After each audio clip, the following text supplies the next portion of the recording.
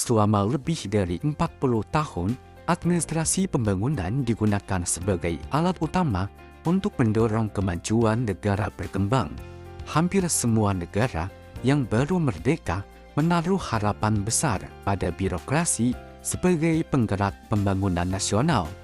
Birokrasi dibentuk, lembaga-lembaga pemerintah didirikan, dan berbagai kebijakan pembangunan mulai dirancang untuk mengatur arah pembangunan negara.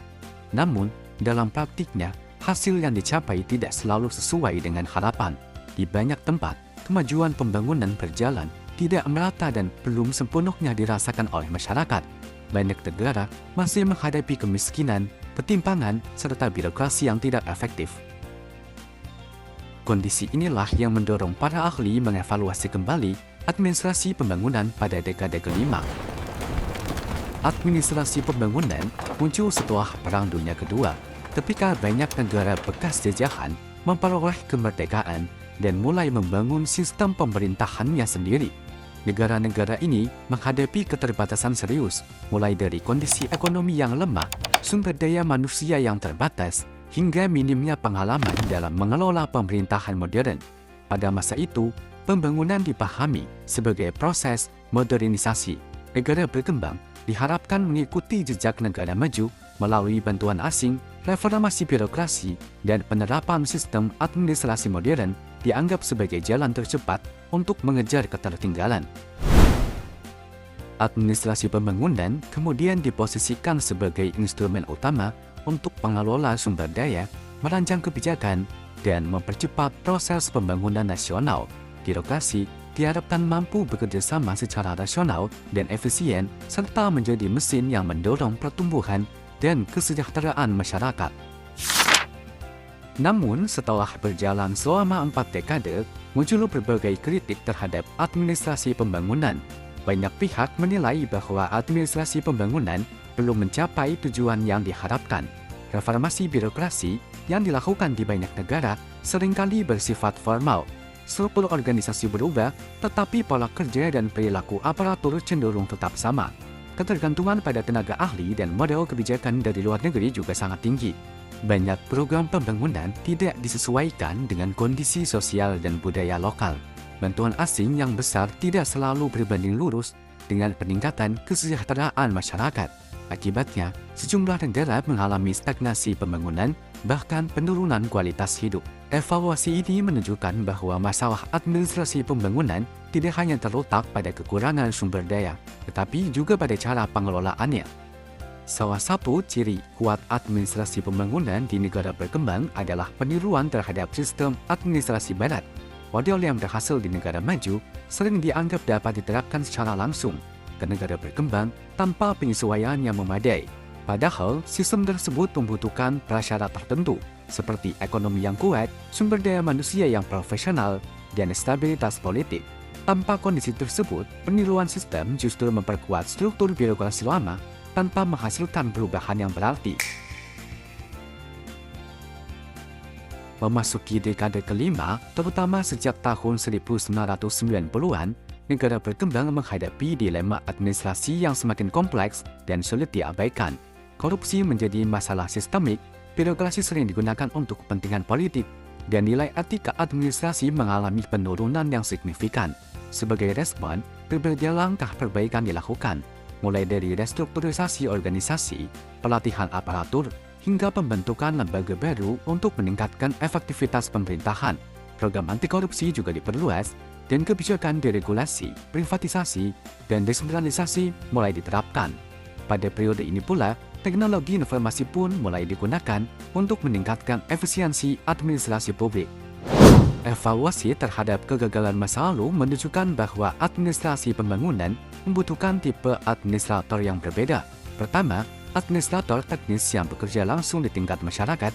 Mereka bertugas memastikan kebijakan benar-benar menjawab kebutuhan nyata warga. Kedua, analis kebijakan yang mampu menjembatani birokrasi dan politik. Peran ini menuntut kemampuan teknis sekaligus kepekaan sosial dan politik. Ketiga, pemikir strategis yang mengembangkan teori dan mampu merumuskan strategi pembangunan yang sesuai dengan kebutuhan lokal. Administrator pembangunan tidak hanya dituntut kompeten, tapi juga beretika, bertanggung jawab, dan berorientasi pada kebutuhan dasar masyarakat. Pada abad ke-21, administrasi pembangunan menghadapi tantangan baru. Kesedaran politik masyarakat meningkat, warga semakin kritis terhadap kebijakan pemerintah. Nilai agama dan tradisi semakin berpengaruh dalam kehidupan publik. Di sisi lain, hubungan antara politik dan administrasi semakin sulit dipisahkan. Ketersediaan manajer pembangunan yang kompeten masih terbatas, sementara itu, bantuan asing cenderung menurun. Kondisi ini menuntut negara berkembang untuk membangun kapasitas administrasi secara mandiri dan kembali fokus pada pemenuhan kebutuhan dasar masyarakat, seperti pangan, kesehatan, pendidikan, dan tempat tinggal.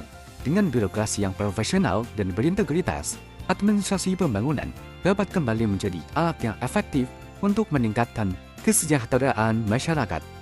Pembahasan administrasi pembangunan pada dekade kelima menunjukkan bahwa teori ini berkaitan langsung dengan praktik kebijakan publik. Untuk melihat bagaimana konsep-konsep tersebut bekerja, diperlukan contoh nyata dalam konteks pembangunan aktual.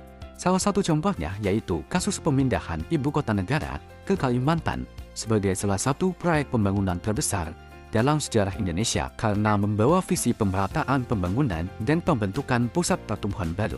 Pemindahan ibu kota negara ke Kalimantan adalah keputusan pemerintah untuk memindahkan pusat pemerintahan dari Jakarta ke wilayah baru. Tujuannya adalah mengurangi beban Jakarta dan mendorong pemerataan pembangunan keluar Pulau Jawa. Secara ide, kebijakan ini terlihat menjanjikan. Namun, ketika dilihat dari sisi administrasi pembangunan, proyek ini menghadapi banyak persoalan nyata. Pertama, proyek ini membutuhkan biaya yang sangat besar. Jumlah dana yang dikeluarkan tidak hanya untuk membangun gedung pemerintahan, tetapi juga jalan, perumahan, transportasi, dan layanan publik. Pengelolaan dana sebesar ini menuntut administrasi yang sangat rapi. Jika perencanaan dan pengawasannya lemah, risiko pemborosan dan salah kelola akan sangat tinggi. Kedua, pembangunan IKN mempengaruhi kondisi ekonomi di wilayah sekitar. Harga lahan meningkat dengan cepat sehingga berpotensi menimbulkan inflasi dan menyulitkan masyarakat lokal. Jika tidak dikendalikan, pembangunan yang seharusnya membawa manfaat justru dapat memperlebar ketimpangan sosial. Ketiga, terdapat risiko konflik lahan, terutama dengan masyarakat adat. Sebagian masyarakat telah lama tinggal dan bergantung pada wilayah tersebut untuk kehidupan sehari-hari. Apabila proses pembangunan tidak melibatkan mereka, kebijakan ini dapat menimbulkan penolakan dan konflik sosial. Selain itu, pembangunan besar-besaran juga membawa risiko kerusakan lingkungan. Tanpa pengelolaan yang hati-hati, dampaknya bisa bersifat jangka panjang. Masalah lain yang sering muncul adalah kurangnya transparansi dan partisipasi publik. Ketika masyarakat tidak mengetahui secara jelas bagaimana keputusan diambil dan dana digunakan, kepercayaan terhadap pemerintah menurun. Dalam teori administrasi pembangunan, proyek seperti IKN termasuk pembangunan berskala besar yang melibatkan pembentukan institusi baru. Pemerintah tidak hanya membangun fisik kota, tetapi juga membangun sistem administrasi yang mengelolanya. Proyek ini juga menunjukkan pentingnya mobilisasi sumber daya. Pemerintah mengerahkan dana, tenaga kerja, teknologi, dan investasi dalam jumlah besar. Namun, teori administrasi pembangunan juga mengingatkan bahwa politik dan administrasi tidak bisa dipisahkan.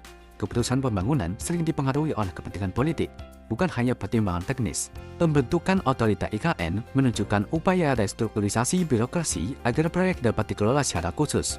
Namun, keberhasilan lembaga ini sangat bergantung pada kualitas dan integritas aparaturnya. Agar pembangunan IKN berjalan sesuai prinsip administrasi pembangunan, beberapa hal perlu diperhatikan. Pertama, pengelolaan dana harus transparan dan dapat diawasi oleh publik. Hal ini penting untuk mencegah korupsi dan memastikan anggaran digunakan sesuai tujuan. Kedua, masyarakat lokal dan masyarakat adat perlu dilibatkan sejak awal. Partisipasi mereka membantu mengurangi konflik dan membuat kebijakan lebih diterima. Ketiga, pembangunan seharusnya memprioritaskan kebutuhan dasar, seperti perumahan, transportasi, dan layanan publik sebelum pembangunan simbolik. Terakhir, birokrasi yang mengelola IKN harus diisi oleh aparatur yang profesional, beretika, dan berorientasi pada pelayanan masyarakat. Dengan begitu, pembangunan ibu kota negara dapat berjalan lebih tertib, adil, dan selaras dengan kebutuhan masyarakat. Dari berbagai persoalan pembangunan di tingkat lokal, salah satu masalah yang sering muncul adalah ketidaksesuaian antara program yang dirancang pemerintah dengan kebutuhan nyata masyarakat. Program sudah dijalankan, anggaran sudah digunakan, tapi manfaatnya tidak selalu dirasakan secara optimal oleh warga. Masalah ini tidak selalu disebabkan oleh niat yang buruk atau kurangnya anggaran, melainkan oleh minimnya mekanisme umpan balik yang sistematis dari masyarakat selama program berjalan. Dalam banyak kasus, evaluasi pembangunan hanya dilakukan secara administratif melalui laporan tertulis, tanpa melibatkan pengalaman langsung warga sebagai penerima manfaat. Dampak dari kondisi tersebut, muncul usulan program survei kepuasan warga berbasis layanan sebagai alat evaluasi administrasi pembangunan. Secara teori, program ini sejalan dengan prinsip administrasi pembangunan yang menekankan efektivitas kebijakan, akuntabilitas birokrasi, dan orientasi pada kebutuhan dasar masyarakat. Survei kepuasan warga berfungsi sebagai instrumen evaluasi sosial yang melengkapi evaluasi administratif, sehingga pemerintah tidak hanya menilai keberhasilan program dari sisi penyerapan anggaran, tetapi juga dari kualitas layanan yang dirasakan warga. Program ini juga mencerminkan konsep partisipasi masyarakat dalam tahap evaluasi pembangunan. Warga tidak dilibatkan dalam bentuk forum formal yang rumit, melainkan melalui penyampaian penilaian langsung terhadap pelayanan publik yang mereka terima, seperti pelayanan kesehatan, pendidikan, administrasi kependudukan, atau infrastruktur dasar. Dalam pelaksanaannya, survei dilakukan secara sederhana dan mudah diakses. Pemerintah daerah atau desa menyusun daftar pertanyaan singkat dengan bahasa yang mudah dipahami, fokus pada pengalaman warga dalam menggunakan layanan publik. Pertanyaan tidak bersifat teknis, tetapi menilai kejelasan prosedur, kecepatan pelayanan, sikap aparatur, serta manfaat layanan bagi kehidupan sehari-hari. Survei dapat dilakukan melalui kuesioner, cetak, pengisian di kantor pelayanan, atau pendampingan oleh perangkat desa bagi warga yang memiliki keterbatasan akses. Hal ini memastikan bahwa seluruh kelompok masyarakat, termasuk lansia dan warga kurang melek teknologi, tetap dapat berpartisipasi. Hasil survei kemudian diolah sebagai bahan evaluasi internal birokrasi. Temuan utama disampaikan secara terbuka melalui papan informasi desa atau forum internal pemerintah, sehingga aparatur mengetahui aspek layanan yang perlu diperbaiki. Survei ini tidak digunakan untuk menghukum aparatur, melainkan sebagai dasar perbaikan kinerja dan penyesuaian program. Tindak lanjut dari hasil survei menjadi bagian penting dari program ini. Pemerintah menetapkan langkah perbaikan yang realistis, baik dalam bentuk penyederhanaan prosedur peningkatan kapasitas aparatur maupun penyesuaian alokasi anggaran pada layanan yang dinilai kurang memuaskan. Program ini tidak memerlukan anggaran besar karena memanfaatkan struktur pelayanan yang sudah ada. Yang dibutuhkan adalah komitmen birokrasi untuk mendengar suara warga dan menjadikannya dasar pengambilan keputusan. Jika survei kepuasan warga dilakukan secara berkala, pemerintah akan memiliki gambaran yang lebih akurat mengenai kualitas pembangunan yang dijalankan. Warga merasa didengar dan birokrasi terbiasa bekerja berdasarkan kebutuhan nyata masyarakat. Dengan begitu, administrasi pembangunan tidak berhenti pada pelaksanaan program, tetapi berkembang menjadi proses pembelajaran yang berkelanjutan antara pemerintah dan warga. Jika ditarik kesimpulan, administrasi pembangunan yang efektif menuntut keterpaduan antara perencanaan, pelaksanaan, dan evaluasi yang fokus pada kebutuhan nyata masyarakat.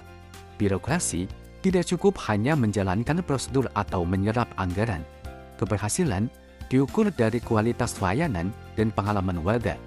Proyek besar seperti pemindahan ibu kota negara menunjukkan bahwa pembangunan memerlukan pengelolaan sumber daya yang rapi, keterlibatan masyarakat lokal, dan perhatian terhadap dampak sosial, ekonomi, dan lingkungan. Kebijakan harus disesuaikan dengan kondisi lokal agar manfaatnya dirasakan secara nyata. Program survei kepuasan warga berbasis layanan menjadi contoh bagaimana administrasi pembangunan dapat dijalankan secara partisipatif dan inklusif. Warga menyampaikan pengalaman mereka secara langsung dan hasilnya digunakan untuk menyederhanakan prosedur, meningkatkan kapasitas aparatur, dan menyesuaikan alokasi sumber daya. Evaluasi ini membangun budaya birokrasi yang responsif dan adaptif. Pembangunan efektif tidak harus mahal. Pemanfaatan struktur layanan yang ada dan komitmen aparatur cukup untuk menciptakan dampak yang nyata. Evaluasi berkala menjaga kualitas layanan, menumbuhkan kolaborasi, dan membangun kepercayaan warga terhadap pemerintah. Dengan cara ini, administrasi pembangunan menjadi proses belajar berkelanjutan antara pemerintah dan warga. Setiap interaksi dan masukan memperkuat kualitas layanan, memastikan pembangunan tidak hanya dijalankan, tetapi juga dipahami dan diterima masyarakat. Administrasi yang dijalankan seperti ini meningkatkan kesejahteraan, membangun kapasitas lokal, dan menciptakan sistem pemerintahan yang profesional, etis, dan responsif. Keberlanjutan pembangunan bergantung pada kemampuan birokrasi dan masyarakat untuk belajar bersama, menyesuaikan kebijakan dan memastikan hasil yang nyata dan berkelanjutan.